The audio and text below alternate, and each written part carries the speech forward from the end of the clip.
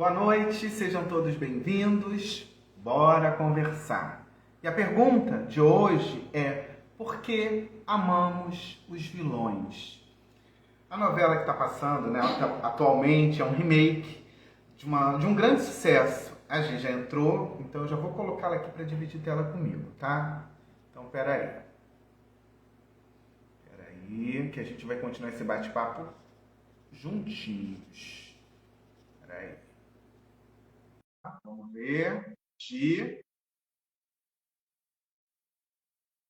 Não foi.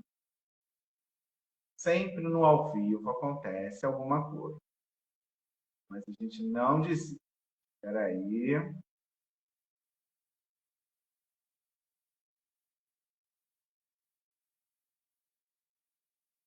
Vamos ver se foi.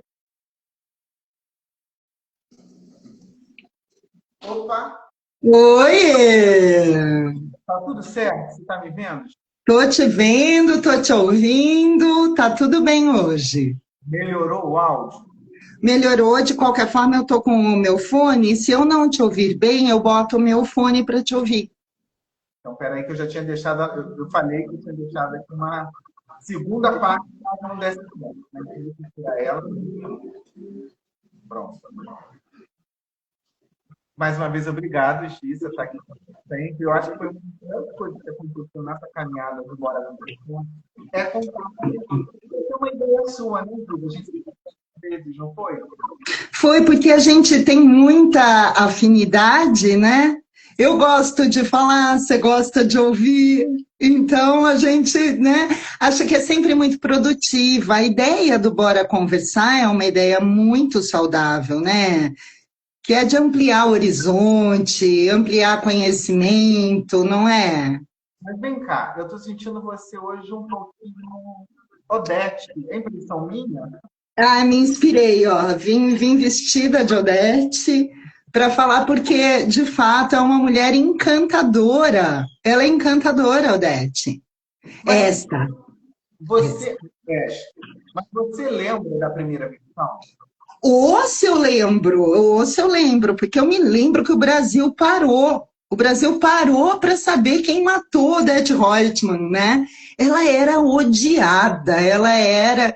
Eu acho que a Beatriz Segal, ela encarnou de um tanto a maldade, né? E ela era uma época em que não existia o politicamente correto, né, Fábio? Então, eu vejo que a Odete de hoje, ela é muito mais polida no que ela fala do que a outra. A outra falava muita coisa que hoje é indizível numa televisão, entendeu? Na televisão aberta. Mas aquela Odete de 1988, ela segue habitando a nossa sociedade. Talvez hoje não caberia numa novela, mas ela continua por aí, né? Ela habita, né? Ela continua habitando, né?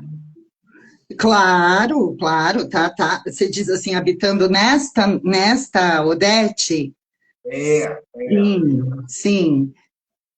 A pergunta, né, que eu fiz, que é, na verdade, a pergunta do nosso papo de hoje, eu vou para outra. Por que o vilão exerce, né, esse conteúdo? Mesmo tempo que a gente não gosta, a gente acha engraçado, a gente não quer perto, mas ele é sedutor. Como é que é esse jogo? Tá, temos assim várias explicações, tá? A primeira, eu acho que é a própria construção do personagem. Uma pessoa, você conhece muitos escritores, né? Eles devem saber que para você construir um vilão, você precisa deixar ele muito interessante. Então, como você mesmo falou, ele tem várias camadas psicológicas, né? Várias camadas de. Ele tem desde a inconstância, ele é inconstante, então às vezes ele tem resquícios de bondade. Eles querem que a criação, quem cria, tem o intuito de fazer a gente se encantar. Então ele vai mostrar desde o porquê que essa pessoa é assim, né? Os abandonos que esse vilão sofreu, ele meio que humaniza, ele traz para as paixões humanas mais universais o vilão, coisa que quem escreve não pode fazer com o mocinho. O mocinho, ele é um cara que tem que ficar sempre dentro do bem, ele não pode sair daquela régua. Já o vilão não, o vilão ele pode fazer a pior maldade e ao mesmo tempo ser super caridoso. Ele tem uma liberdade de ação muito grande.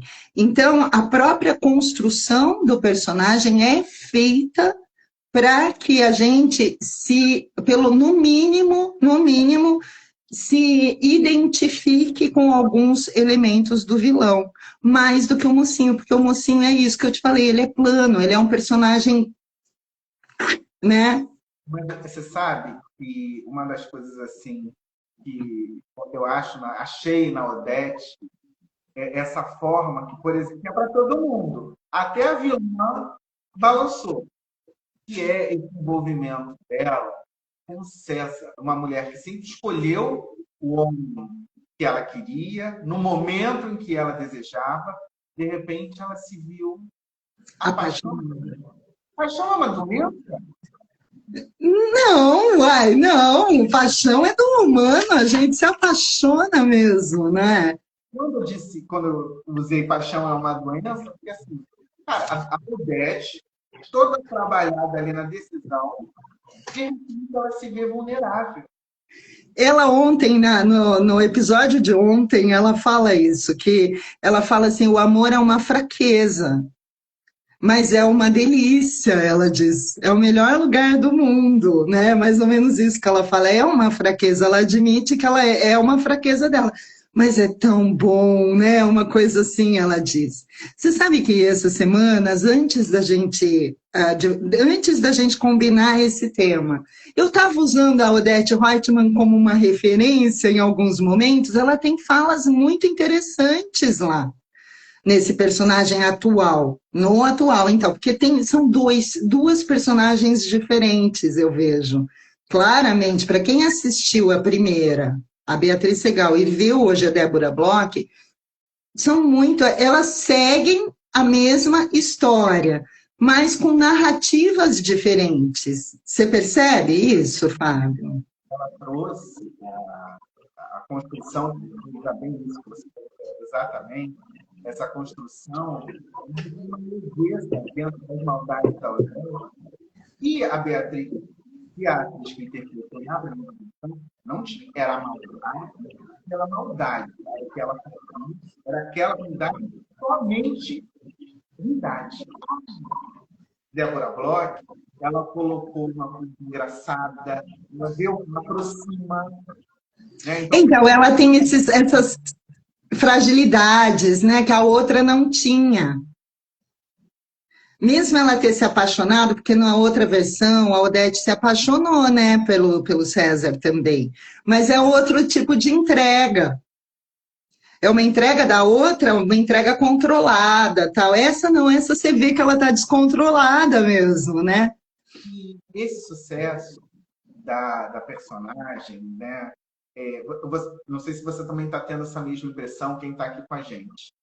A protagonista da novela. Mas é isso que eu estou te dizendo.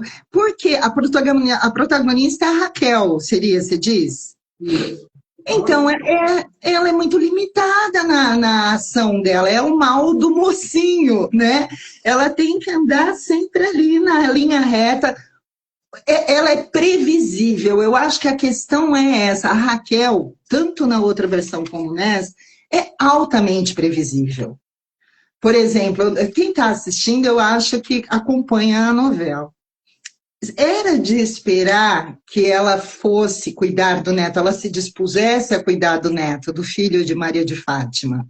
É totalmente previsível isso. Agora inverte esse papel e coloca Odete. Você pode prever se Odete vai querer cuidar do filho da nora? Não. Então, eu acho que essa mudança era para ser a protagonista, a Raquel, era, mas por ela ser a mocinha e ela seguir esse padrão de mocinha, ela é um personagem limitado na liberdade dela, porque o lance do vilão é a liberdade que ele atua com total liberdade. Ele, igual ele, se ele quiser matar, ele vai matar, se ele quiser ajudar, ele vai ajudar. Ela não pode.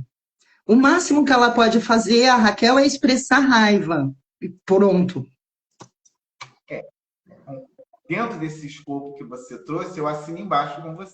Mas aí tem uma outra, né, uma outra linha de raciocínio que eu não vou entrar, né? Porque a gente vai virar TV Fama. Então vamos voltar aqui. Adoro, viu, virar TV Fama. Acho divertido isso. Falar mal da autora, vou fazer um outro olhar. E aí eu acho então, entendeu? Porque assim, eu acho que a gente está trazendo toda essa riqueza, que a gente está olhando esse humano, né? A nossa pauta, né? A gente está trazendo dela como escritora, muita coisa que ela está colocando, eu digo assim, não dá, não cabe. O Gilberto Braga deve estar se revirando lá. Falei isso ontem, sozinha, com meus botões. Eu falei, nossa, Gilberto Braga está se movendo lá no túmulo, coitado. E eu nem posso, eu adoraria escrever para ela, só que ela restringiu. Como ela não está preparada, porque assim, é o ônus e bônus, ela não quer ouvir crítica, então ela restringiu, a gente não consegue falar com ela. Pode ver no Instagram, viu? Virou TV Fama, não era intenção. Essa Odete, esse jeito, esse sucesso que a gente em casa, tanto homem quanto a mulher, você vê um pouquinho ali naquela Odete, acho que desce, mas só um pouquinho assim, tem esse lugar na nossa vida? Eu não entendi a tua pergunta.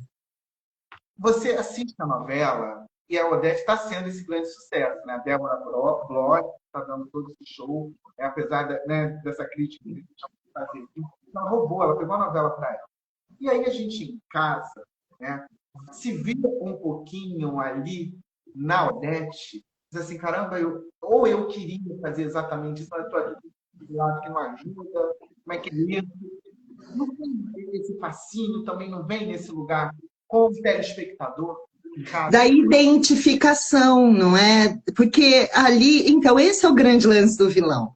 A princípio, e eu acho que a Débora Bloch pegou isso muito bem. O que fascina a gente, o vilão das novelas, né? Não o vilão humano, porque tem até uma doença, né? Que eu fiz um vídeo faz uns 15 dias, chama hibristofilia. Olha, que é um palavrão, né? Que é a pessoa que se apaixona por criminosos. Né? Esse é o nome de ibistrofilia. Não é o caso, nós estamos falando de vilão de novela, de personagens, de narrativas, né? Mas o que acontece? Nenhum de nós é totalmente bom ou totalmente mal. Ninguém é 100% nenhum ser humano. Nem o pior do ser humano, ele é capaz de ter um mínimo de compaixão. Pode acontecer dele ter um mínimo de compaixão. Então, ele tem um elemento bom dentro dele. Por que eu estou dizendo isso? Porque o que faz a gente se encantar com o vilão, e exatamente isso que você falou, se identificar em alguns momentos, é porque a gente projeta essa maldade que está dentro de nós e que a gente esconde muito bem escondidinho de nós mesmos, a gente acaba projetando. Então, é como que uma liberdade. Olha, ela está sendo aquilo que eu escondo dentro de mim. E chega até a dar um alívio, sabe?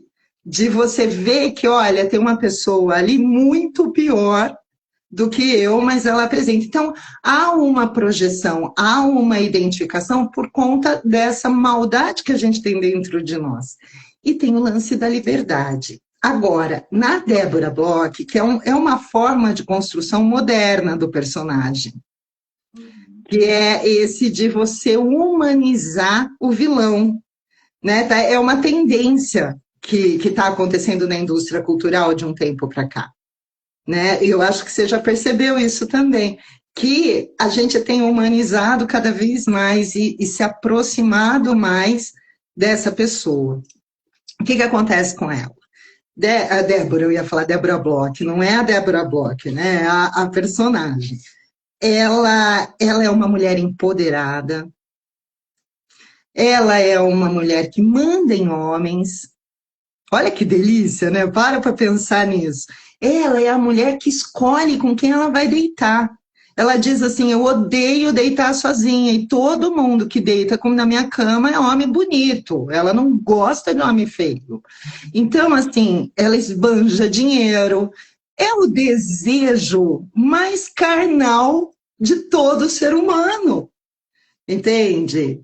Então, assim, não é difícil. Ela teve uma fala, que é o que eu falei que ficou em mim, que foi a seguinte: mulheres donas de si são odiadas, querida. Ela fala para alguém isso. Elas são detestadas, elas incomodam.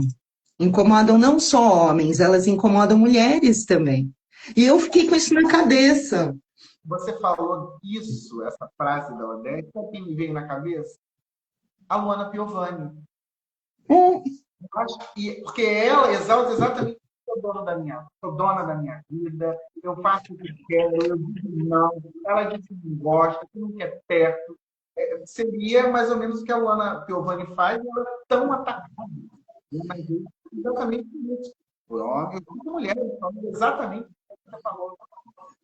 Então, e assim, eu tenho um vídeo de quando aquela jogadora de vôlei tirou a vida. Eu falo sobre o empoderamento feminino, o quanto é solitário esse lugar, né? De você ser uma mulher empoderada que incomoda homens e incomodam as mulheres que não conseguem atingir esse lugar, né? E que tem sofrimento ali, essa é a história da Valeuska, né? Tem sofrimento ali, mas ela nem pode demonstrar, porque a mulher empoderada tem que estar sempre, né?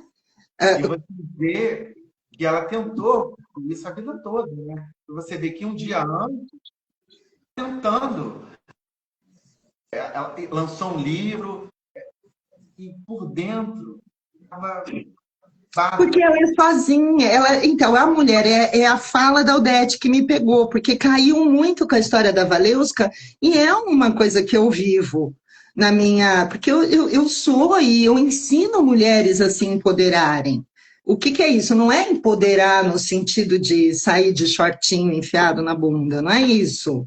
Também pode ser. Se a mulher quiser e achar que deve, ela pode, mas é você ter poder sobre você mesmo, ter confiança em si mesmo, para poder ser como Odete é, não necessariamente como Odete é, mas para poder mandar em si mesma, né? E isso aí é um incômodo muito grande. Isso é um incômodo grande. Eu acho que aí, então, Odete pega essas mulheres que, assim como eu, e tem muitas assim, que se veem em determinados momentos muito sozinhas por conta dessa questão voltamos a falar dessa palavra, machismo, do machismo estrutural, né? Então, Odete, eu acho que ela pega muito nisso. Eu anotei, falou, e aí eu anotei para não perder. A liberdade, eu acho que é o que resume, o que me fascina na personagem é exatamente a liberdade que ela leva à vida dela, principalmente a sexual. Eu estou com medo de usar algumas palavrinhas aqui, Eu também. no último papo, né? Estava tão legal, um assunto sério, enfim, eu estou até com medo. Eu Liberdade, também. eu não sei se nem pode usar o que eu acabei de falar aqui, mas, enfim, você vê gente uma vida inteira fazendo amor sem. Só performando, né? Só performando. Então, essa forma que ela vive, essa fase dela, e aí a gente precisa dizer, quando se fala de etarismo, né, ela está muito bem, obrigada, com os seus. Eu acho que a Odete, na época, está ali que é a idade da própria Débora, eu acho que é 60, 60, 62. entre 60 e 65, é. Filha, dona ali do corpo dela, sabendo como, com quem, a forma que ela quer realizar. Isso é uma maravilha, né, hoje? Pois é, pois é. Agora, uma questão que ela não tem, que eu acho que fez falta, é a crítica política, que a outra, Odete Roitman, a anterior, tinha a crítica política severa, né? Ela fazia o tempo todo essa porcaria desse país, esse lixo de país. Eu tô rindo por causa da história da maionese. Que ela falou assim: quem come maionese? Lembra da história que ela mandou envenenar? Que eu não acreditei. Quem come maionese é pobre. Que diferença vai fazer? Essa é uma figura. Essa mexida, a própria Dilma deve ter olhado ali com mais cuidado, porque realmente muita coisa com que era nos anos 80, não dá para a gente dizer. Tem gente que defende a mesma fala. Eu acho que não cabe, porque hoje ela exerce também um poder. Estou dizendo que ela tem que fazer, mas ela exerce um poder de explicar o que a gente quer ou o que a gente não quer mais para a nossa sociedade. É. Por mais que a gente saiba, como eu disse no início, que tem um Odete aqui do meu lado, no segundo piso, próximo de você. Eu não estou falando do Odete, não. Eu estou falando do Odete dos anos 80. Se você mexer bem, você vai me contar. Não é e com pele de cordeiro, né? Com pele de cordeiro, é claro. Mas tem gente ruim, sim. Igual estou dizendo, a gente tem gente boa e ruim, e tem gente que tem demais para ser ruim, né? Do que para ser bom. Mas toda mulher tem um pouquinho da Odete. E umas até sabem e se utilizam disso. E outras não têm essa noção. E, se a gente pensar nisso que eu estou te dizendo, que nem todo mundo é bom, é totalmente bom, que ninguém é 100% bom, que todo mundo tem um elemento... o que é mal, né? Um elemento pouco empático, desumano. Traz. Eu acho que o fato de você assumir essa negatividade que te carrega é um grande passo para você se conhecer e se controlar e se reconduzir. Então, eu estou pensando, toda mulher carrega uma Odete consigo? Carrega elementos maldosos, sim, mas muitas negam. Eu sempre me lembro de uma paciente que eu não me lembro exatamente a situação, mas ela estava com muita raiva do ex. Muita raiva. E aí ela fez alguma coisa e eu disse assim, poxa, você se vingou, hein? Aí ela disse, imagina, eu não sou vingativa. Acha? Eu falei, como? Mas isso não foi uma vingança? Ela, não, eu jamais me vingaria de alguém. Quer dizer, isso é negar um elemento que seria essencial para ela, né? Dizer, não, eu sou vingativa, então, peraí, deixa eu tomar cuidado com esse meu lado, né? Mas enquanto você recusa, nega, fica difícil, né? Mas sim, todo mundo tem seu elemento maldoso dentro de si. Agora, adoraria que todo mundo tivesse esse elemento empoderado. Toda mulher deveria ter esse elemento de empoderamento, né? Hoje tem uma diferença, e eu queria que você explicasse para a gente, entre se identificar com o vilão e torcer por ele. Não tem uma diferença? Tem. Na verdade, você se identifica porque é isso que eu estou dizendo, ela traz elementos de paixão humana, de intensidade emocional, e a gente, na própria construção do personagem, ele é feito para que a gente vá a cada vez mais se desligando dos julgamentos morais. Meu Deus, minha gata pulou na janela, que susto! A vida é assim. Julgamento moral. A gente vai abandonando no percurso enquanto a gente está compreendendo a história, porque eles carregam muito mais de elementos emocionais, aspectos psicológicos, vamos dizer assim, a figura do vilão. E a gente vai acompanhando essa construção desse personagem. Foi assim muito claramente com Débora Bloch. Ela entra, todo mundo não dava nada para Débora Bloch quando entrou, não é? Aí, agora nós estamos aqui. Por quê? Porque a gente acompanhou todo o desenvolvimento. A tendência, isso existem uma série, até anotei o nome dos estudos que eu li, depois, se alguém quiser, só me pedir que eu passo, que dizem o seguinte, que conforme a gente vai compreendendo a narrativa, a nossa tendência a julgar moralmente tende a diminuir. Porque o que acontece? Uma compreensão, você começa a compreender aquela existência, então você começa até a justificar os atos dela.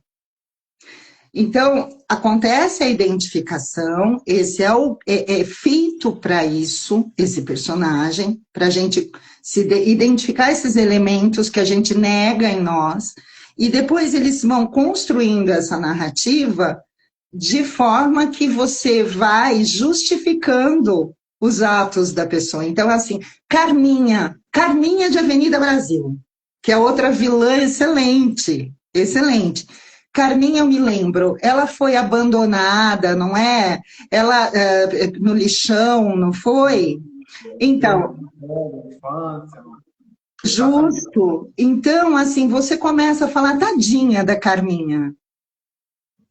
E em alguns momentos, o que está acontecendo agora de novo, Débora Bloch, não, com a Odete. A maioria das pessoas não quer que ela morra. Então, você não está torcendo pelo vilão, não é que você torce por ele, eu acho que é porque você compreende aquela existência, né? Aquele personagem na existência dele, e meio que justifica as falhas para você mesmo. Você fala, porque eu mesma me peguei, poxa, como é que eu estou torcendo pela vilã, sabe? Porque eu torço por ela, de alguma forma. Racista, ordinária, né? Ordinária. Mas a gente quer que ela, de alguma forma, se transforme, né? Sei lá, que ela melhore. Você me deu um nó aqui, realmente. Agora, quando eu acompanho também a novela, aconteceu exatamente isso, mordi a língua, porque eu falei mal a beça dela. Só que hoje eu consigo fazer uma separação. Eu sei que com o texto que ela está recebendo, fazer o que ela está fazendo, ela não tem todos os méritos. Né? Porque, na minha opinião, esse texto da novela atual, ela teve umas conversas assim, que eu digo assim, que isso? Eu jamais falaria assim, eu ainda me pego fazendo isso. A Odete jamais usaria esse termo. Né? Então, assim, ela quis trazer a Rede Vizinha para a novela, e o que eu acho que também está acontecendo, com todo mundo querendo agregar, fazer essa coisa de multitela, é que não adianta. O público lá da Rede Vizinha não é o mesmo público que está vendo a novela. Não. Pode ser depois, mas quem está sentado ali após o Jornal Nacional não é a galera da Rede Vizinha. Eles vão estar lá na Rede Vizinha aprontando. É isso. Então, um dos erros foi isso. E aí empobreceu, na verdade, uma personagem tão rica. Eu estou sentindo muito por isso, viu? Porque a gente... a Débora Bloch, ela é mais velha do que eu, mas eu cresci com ela, eu sempre chamava ela de Beth Balanço. Ela era um ícone. E então, quando eu vejo que ela entra daquele jeito e que a autora está fazendo o que está fazendo, eu também me peguei falando várias vezes, poxa, a Odete jamais iria até a casa de fulana para entregar um papel para ela assinar, imagina, sabe? Mas se dá bem. Agora vamos voltar lá para a nossa... Hoje a gente pegou uma personagem e ficou nela, né, Gil? Notou? Raro, hein, a gente fazer isso. Está conseguindo fazer a nossa pauta aqui. Mas a Odete, esse jeito dela de sempre se dá bem, também não é isso que tem um pouquinho, e aí passa numa linha tênue que faz com que a gente se identifique. Ela vai usar o dinheiro, ela faz tudo, né? Ela tem dinheiro. E a gente, na ponta de cá, sem ele, usa o tal do jeitinho brasileiro, e isso também não traz essa identificação. Traz, ela tem uma série de elementos ali, né, que trazem identificação, além da questão da mulher mesmo, por si só, igual eu te disse, o fato dela ela ter poder já causa um fascínio em nós, porque é muito raro você encontrar pessoas assim com tanto poder mesmo em novelas, né? Muito raro mesmo. Você sabe que agora eu falei isso, mas eu tô lembrando de Game of Thrones. Você assistiu? Ai, ali tem uma vilã péssima, viu? Nas 10 temporadas, sei lá, 15 temporadas de Games of Thrones, eu não sei quantas tem. A mulher é ruim, matou muita gente. Essa é vilã de matar mesmo, sabe? Eu não consigo falar sobre, porque assim, eu tenho problema com muitas temporadas. Gosto que parece que não acaba. Primeira Uhum. temporada, aí eu não tenho paciência hoje. Tá, mas eu tô te dizendo porque ela é uma dessas vilãs bem ruins que você dificilmente se identifica. Você identifica assim, ai que mulher linda, ai que cabelo maravilhoso, ai que mulher adorada por um homem bonito, sabe? Mas não pelas características dela, porque ela é uma vilã ruim mesmo. Ah, Eu falei desse vilão ser fascinante, né? O vilão ele exerce esse fascínio. E aí você usou a Carminha, a própria Beth já falou lá sobre a infância dela, né? Quando ela cresceu, que ela casou com com um um velho. velho, né, que ela fala. É sempre uma pergunta clássica que eu sempre faço da lista dela para você de volta aqui. Esse período da infância, quando você não tem ali uma base, ela vai reforçar na vida adulta e, de repente, o que é que a gente Ivete, eu acho que para ela que é adjetivo, uma coisa positiva, vai editar isso na vida adulta, Gi? Se a pessoa quiser, ela mantém isso, não é? Se ela quiser, se ela. Às vezes existem. Porque você está me dizendo assim, eu acho que a pergunta é mais ou menos essa. Até que ponto a infância pode influenciar na idade adulta? É isso? Amor, eu não sei o que é. Como é que eu vou oferecer para o outro? Mas eu posso aprender. Então, é essa dualidade que fica brigando ali comigo quando eu vi, por exemplo, a Odete. Ao mesmo tempo que ela me fascina, eu fico assim, gente, mas como é que pode falar assim? Como é que pode achar que resolve dessa forma? Então, é uma dualidade. A psicologia implica. É claro que explica, explica desse jeito mesmo, todo mundo é dual. No caso dela, porque assim, existem, você vai fazendo escolhas, as suas escolhas são não só a partir do que você viveu na infância, porque pelo amor de Deus, se as pessoas vivessem só em função da infância, mas em função da própria vida, você vai abrindo, tendo aberturas para o mundo. A abertura da a abertura é a forma assim, como é, você entende essa palavra abertura para o mundo? É a forma como você olha, dispõe e se joga. Algumas pessoas são melancólicas, outras pessoas são mais ansiosas para se abrir no mundo, outras são psicopatas. É o caso dela, ela tem uma abertura pouco empática, narcisista. Se foi a história dela que fez ela assim, ela teve, sim, várias, assim como nós, imensas possibilidades para mudar, mas ela resolveu ser assim e pronto. Então, é a abertura de mundo, mais do que a própria infância, entende? Você citou, eu acho que agora explicou bem isso para a gente. Mas eu quero voltar, isso me permite ela apaixonada, e você sabe que eu penso pouco, vulnerabilidade que cabe para Não, você, é, Como você... Eu fico me questionando assim, ela que sempre teve. Quem ela quis? Porque quem não quis, ela pagou para ter, então ela resolveu o problema. Então, não é uma questão disso. De repente, ela se viu vulnerável e o César, muito malandro dentro daquela, né, daquela roupagem dele, ele falou: opa, ontem, falando com ontem, ele falou assim: não, porque eu quero abrir uma cultura, e aí eu pedi um dinheiro e tal. Aí ele Ela deu, né? falou: não, 300 mil. Ela, tá bom, vou fazer. Não precisa, não é nem adiantamento, ela falou, não precisa nem ser, não é um adiantamento, eu tô te dando, né? É isso quando eu questionei lá no início, falando da paixão, eu falei: cara, que medo. Porque é fato. A paixão ela é um estado que você fica vulnerável ao extremo. Você perde até a noção. Você vê para ela, uma mulher que tem o valor que ela dá para o dinheiro, de repente, ela, por estar apaixonada, ela sempre pediu o mundo e ela puder, ela dá a ele. Essa é a graça dela, né? É justamente essa que é a graça dessa personagem que a outra não tinha.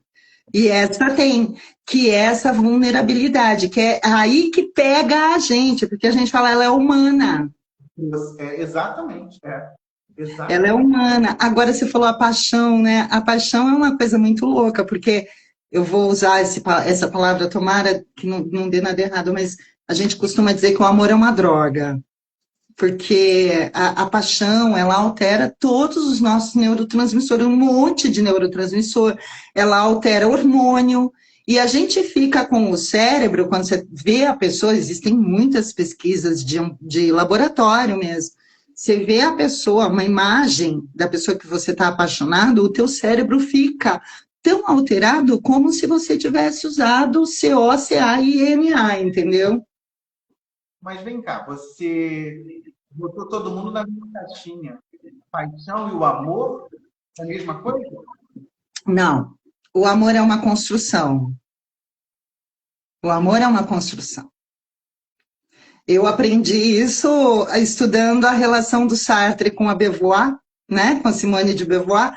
A relação deles é uma relação de amor autêntico, digno, sabe? Eles se respeitaram durante 50, mais de 50 anos, eu acho que eles ficaram juntos, e eles construíram uma relação muito sólida, com muito amor. E primeiro vem a paixão, primeiro vem a atração, né? E a gente costuma achar que daí vem o amor. Mas, na realidade, existem casais de antigamente, né, que eles eram obrigados a casar, sem se conhecer, e eles construíam, alguns deles, relações amorosas, de muito amor, muito afeto, muito cuidado. Então, amor é uma coisa, paixão é outra. Odete se apaixonou, tá cega, drogadinha, né? Tá drogadinha. E é isso que encanta, é justamente essa mulher tão ruim, tão racista, tão nojenta, que às vezes ela é muito nojenta na fala dela. Você fala, caramba, se ela é capaz de se apaixonar, será que eu também não sou capaz de ser ruim que nem ela? Sabe? A gente faz esse jogo. E pegando esse gancho dentro desse jogo, como é que a gente vai explicar, aí voltar lá, a Odete de 88 para a Odete de 2025, espelhando a nossa sociedade? O que fascinou tanto ela, que ela tornou uma personagem marcante, né, na nossa telenovela, nos anos 80, com essa de 2025? O que muda? O que ela tornou, o que a fez, né, tão marcante em 88, Tá. com essa de 2025? Então, Porque o que foi em 88 chamou tanta atenção e nessa de 2025 chamou também atenção? Então, 88 eu estava bem viva, né? Eu estava com 15 anos já, 16, já ia votar em 89. Estava bem viva, então eu posso te dizer com todas as letras, era outro país. era outra sociedade, era outra cultura, era um movimento, a gente tinha, estava indo para as primeiras eleições, né? Era o movimento de diretas já, de Constituição, a nossa Constituição é de 88, né, se eu não me engano. Então, era um mundo diferente, inclusive no que a gente podia dizer, no que podia ser dito. Era ruim, mas ao mesmo tempo era muito ruim para determinados grupos, era péssimo. Até ontem eu vi um vídeo sobre a Roberta Close, que viveu esse período, aliás, 88, 89 foi o ano de glória dela. Roberta Close, lembra? Lembro, mas que vídeo? Da Lorelei Fox, contando a história dela. Lorelei Fox, conhece? Eu gosto dela. Então, ela contando a história da Roberta Close, e ela diz exatamente isso, que era uma época em que se podia falar as coisas. E não estava muito preocupado se ia te ferir, entende? Se ia machucar, se isso daí ia ocasionar algum problema legal para você.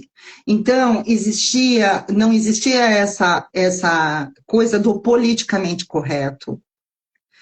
Mas você sabe que está falando isso, foi em 88, mas essa mudança, ela é bem recente.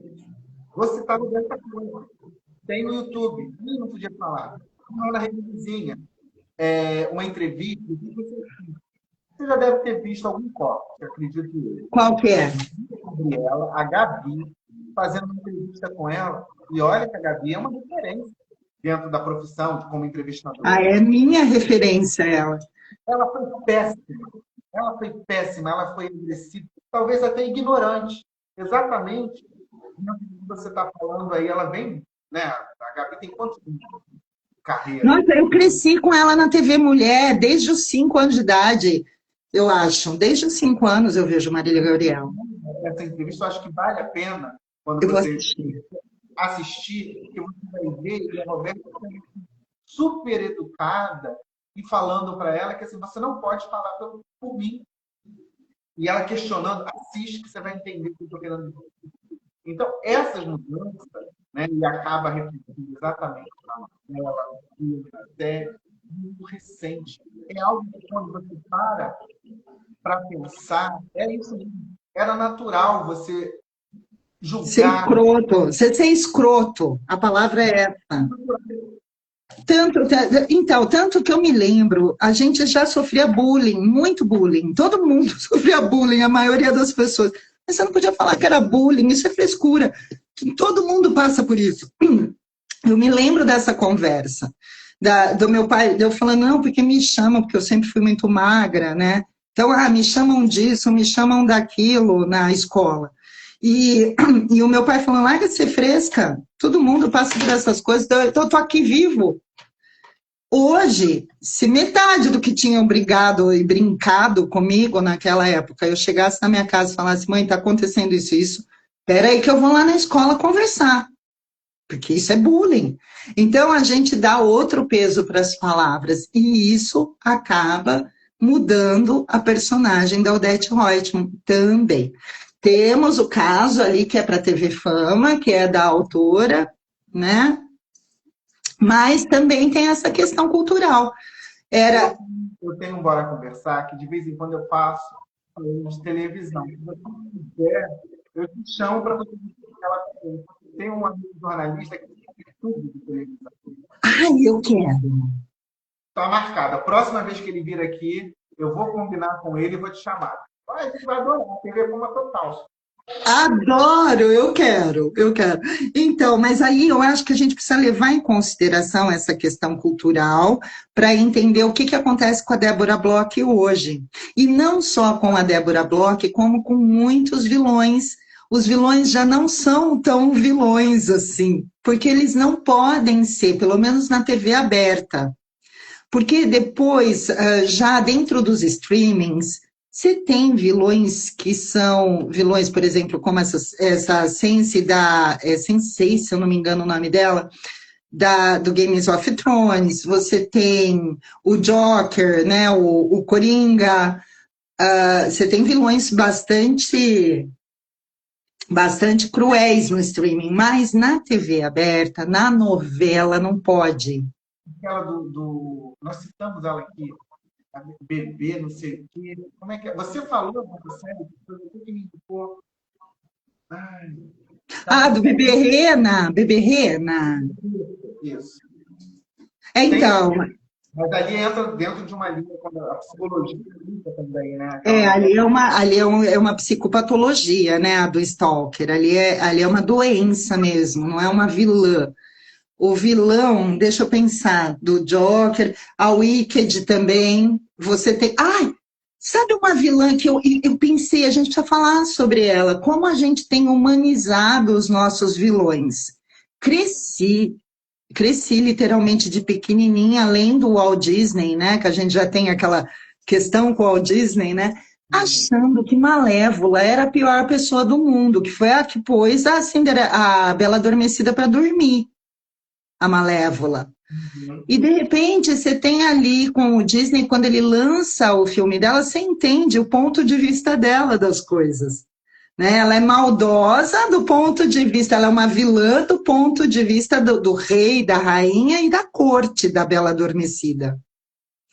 Mas, quando você olha a história de Malévola, o que aconteceu? O rei foi lá e arrancou as asas dela, o rei traiu ela, o rei fez ela se apaixonar, né, para poder ganhar a confiança dela, para arrancar as asas dela.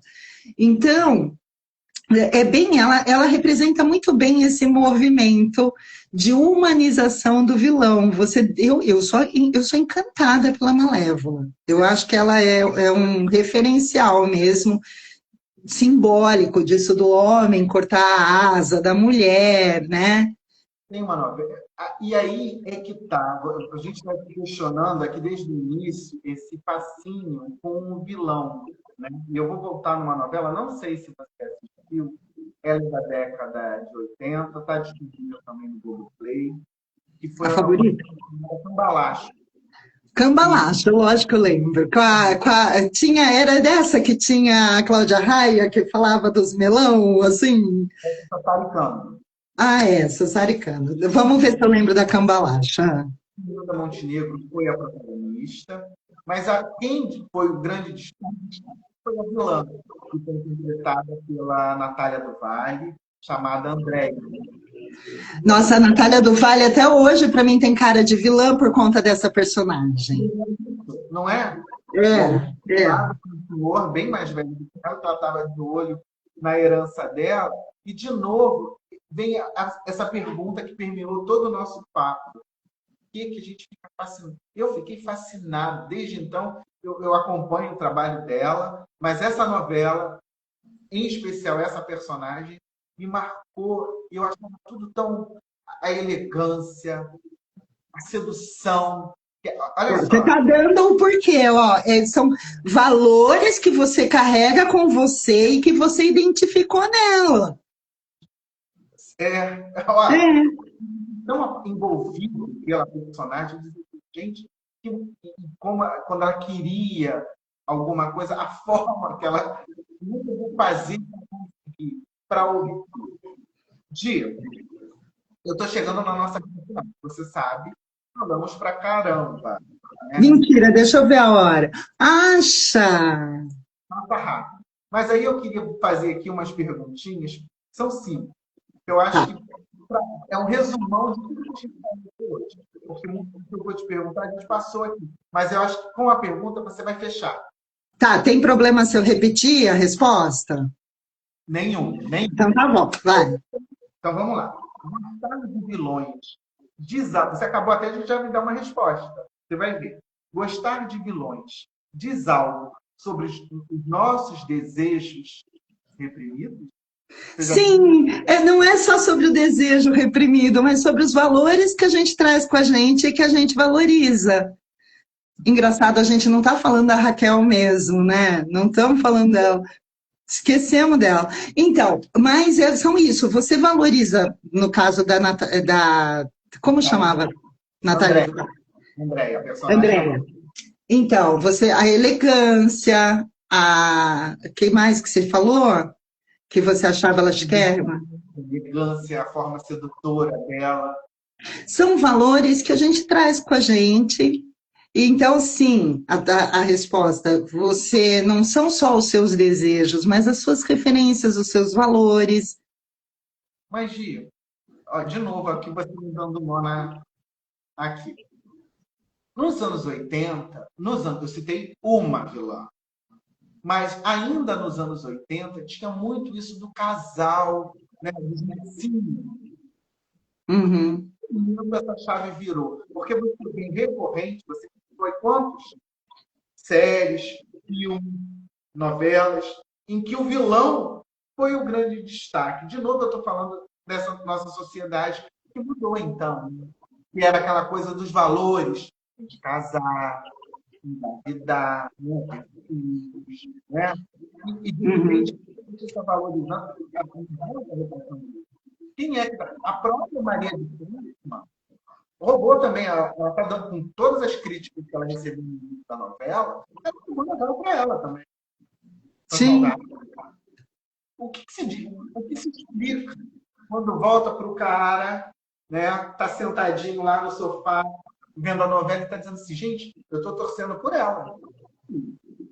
Então, é porque é isso que eu te expliquei com relação aos estudos que foram feitos, de que existe um desligamento do julgamento moral quando você acompanha e compreende a narrativa né, você compreende a história, você vai desligando, e até o que eu vi, muito interessante, porque não é uma coisa voluntária.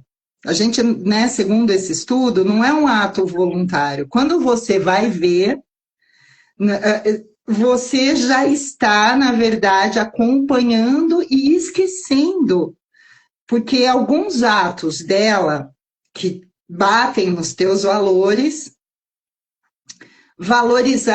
você vai valorizar mais do que as maldades que ela fez. Mas isso é assim que é feito para isso, justamente. O lance é entretenimento. Quanto mais você se entretém com aquela história, menos você vai pensar com razão, com seriedade. É um momento de entreter, de desligar. Então, você dá uma relaxada, é o cara que está sentado ali do outro lado, ele dá aquela relaxada e fala: bom, aqui eu posso me divertir com a maldade, coisa que eu não posso fazer na vida real. Isso não quer dizer que você faria, né? Não, imagina. Isso não quer dizer que eu vou estar concordando com tudo que ele está fazendo. Né? Não, é tanto que eu tô rindo, porque eu não falei do começo que eu me identifiquei pra caramba com algumas coisas, não? Então, não posso dizer que me identifiquei com Odete, mas com grande parte das coisas que ela diz, eu sinto ali uma proximidade, eu falo, penso igual, olha. Muito mais, para poder fechar o nosso papo aqui. Hoje, você está com um toque de Odete. Ontem, antes de entrar aqui no vivo, né, no nosso papo, Você vai contar? chamando minha atenção, dizendo, resolve isso aí. Eu falei, o que é isso? Então você já incorporou a Odete. Eu fiz até o cabelo mesmo, em homenagem. O que podemos aprender sobre nós mesmos, tá? Olha bem, sobre essa fascinação com os vilões.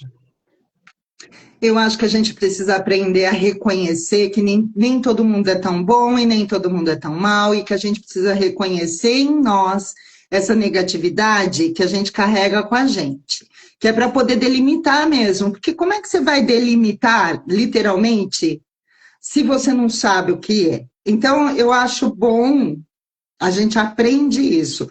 Nem todo mundo é tão ruim, nem todo mundo é tão mal, e eu trago comigo elementos que não são legais. Mas eu não preciso me atemorizar por isso, porque é só lá no entretenimento que eu vou me realizar na minha maldade, entendeu? E o que você está desejando aí para a Odete, no final dela? Então, eu estou sentindo muito pelo Gilberto Braga, estou sentindo muito, porque eu estou sentindo um desrespeito muito grande com a autoria original da novela. Mas aí, prestei atenção nisso, né? Esses dias ali está escrito, no início, inspirado na obra. Isso, E não está escrito da obra. Então, é uma inspiração. Eu sinto exatamente que ela não vai. Eu gostaria que ela não morresse, falar a verdade. Porque eu gosto dessa figura, mas ela é muito má, né? Ela tem esse outro lado que merece ser punida. Eu puniria na cadeia com um monte assim daquela penitenciária bem suja, né? Para ela acabar lá, não matar ela. Mas esse eu acho que aí já vem o meu lado bonzinho. E você? eu fico assim, tem horas que eu quero que aconteça. Eu fico, porque a maioria, eu fico lá na rede vizinha escrevendo, também não posso falar o nome, uma rede que mudou de nome. Uhum. Qual é? Uma rede Uhum. mudou. Aí aquele cara comprou. Vai lá naquele lugar tóxico. Eu fico lá na hora da novela, só fico Só muito, lá. Não sei, eu tenho medo de lá, tenho medo desse ambiente. fico muito. Mas eu nunca tive problemas lá. E aí tem essa tal da comparação, que as pessoas ficam batendo dos anos 80. Mas aí você acabou até de dizer isso, que eu confesso a você que eu não prestei atenção, mas tem isso mesmo. Uma inspiração na obra. Então ela pode pegar elementos, como ela fez, e mudar como ela está mudando. Gi, Hum. você quer falar Mas alguma você não coisa? me falou que fim que você quer para ela. Eu ainda fico me questionando. Tem momentos que eu digo, não, tem que ir embora, acabar. Tem momentos que eu acho que ela tem que ser presa. Mas eu sei que talvez ela nem fique com César, né? Porque pelo andar da carruagem ele também vai ser um dos acusados, se caso, né, realmente. Mas eu adoraria que ela aparecesse, todo mundo achando que ela foi embora, e ela bem viva. Muito bem, obrigado. Se você me entende. Um cara bonitão do lado dela, dizendo assim, pensou que eu fui? Pois eu estou aqui. E É. eu tem muito a ver assim, com o estilo que ela trouxe, que ela foi dando à personagem ali no ritmo. Eu sei que a gente tem que desligar, mas eu queria dizer, o César é um vilão que não pegou. Ele não pegou, eu percebo, eu não sei se é pela história do começo, que teve aquela história com a atriz, né? Não sei o que foi, mas ele é um vilão que não encantou. Hoje, eu sei que vai ter uma galera aqui que vai querer brigar com a gente. Mas assim, ele realmente é um homem muito bonito. É. Canastrão, gente. Então, eu fui tomar açaí, depois eu fui não sei onde, você viu? O dia dele. Ah, me poupe. Então, ele, para mim, se ele morresse. Ai, que horror, olha lá como a gente tem os elementos maus aí, né? E olha só, quando a gente falou agora, não tem jeito, nós dois juntos não tem jeito não, de querer cumprir horário. Olha, cumprir horário Acha? da Odete, é nisso que eu fico questionando. Porque assim, se ele é interessante em que lugar? Ele é interessante na cama? Quando é que ela chega lá com dor de cabeça, não sei o quê, e ele diz assim, ah, não, meu bem, eu quero resolver isso aqui de outra forma. Ele quer dizer, você quer que eu cuide do remédio? Não, não, de outra forma. Então, assim, essa vulnerabilidade, ao mesmo tempo, essa paixão, tem lugar, porque assim, ela não admira o César porque ele é interessante. É um homem interessante. É porque ele é um objeto, querida. É um objeto. Ela faz o que fazem com as mulheres. Ela faz essa. É a graça, então, mais uma graça de Odete, porque ela vinga a mulherada que é tratada como objeto, né? Ai, Gi, muito bom. embora. Tá. Porque Até estourou, porque a novela vai começar, né? Já já. até começou, porque hoje tem futebol. Pelo menos aqui no Rio. Eu não sei se aí em São Paulo vai cortar lá no horário. Mas precisamos ir embora. Antes, eu não fiz no início, eu preciso que você reforce como é. Essa perguntinha é clássica. Eu esqueci de fazer no início, mas encerra com chave de ouro. Como é que eu faço para entrar em contato com você, Gi? Fala dos seus canais aí, para a gente fechar o Posso nosso. falar o nome? Eu falo o nome? Ou do, não, do vídeo horizontal? Rede vizinha, vermelhinho, o pessoal vai entender. Vermelhinho. Rede Vizinha, eu tenho um canal na Rede Vizinha que eu estou muito feliz porque assim ele está prosperando e agora parece que eu acertei um ritmo de publicação de shorts, então eu estou fazendo, resgatando, são 150 vídeos que eu tenho lá, então, que são meus estudos, né, nesse canal, o canal é Gisele Zig, e eu tenho os meus estudos, então eu estou recuperando esses estudos mais antigos, que foram pouco aproveitados, porque era o começo do canal, pouca gente viu, então eu estou acertando, então está chegando muitos cortes, e pelo menos uma vez a cada 20 dias eu vou entregar, voltar a entregar vídeos longos dos meus estudos. Então, ali eu tenho, na rede vizinha de vídeos horizontais, eu tenho o canal Gisele Zig para você me acompanhar lá, onde eu trago os meus estudos, né, de filosofia e psicologia fenomenológica.